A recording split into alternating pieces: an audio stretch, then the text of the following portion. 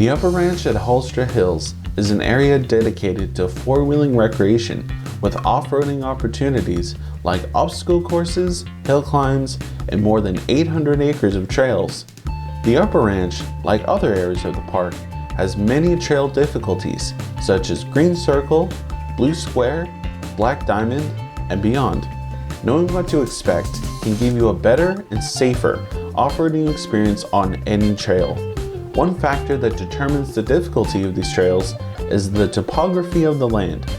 Topography is a way to visualize an area's elevation above sea level using contour lines, as seen on a map. When contour lines appear to be closer together, you can expect that area to be much steeper than an area with further apart contour lines. For instance, a green circle trail is easier to drive because it may cross over these contour lines over a much longer distance. Likewise, a black diamond trail may be harder because it crosses these contour lines in a much shorter distance. While understanding topography is important, trails may contain other obstacles that contribute to its difficulty level. If you are wanting to take on a blue square and other levels of trails, make sure you are familiar with your four-wheeling vehicle and understand what it's capable of traversing.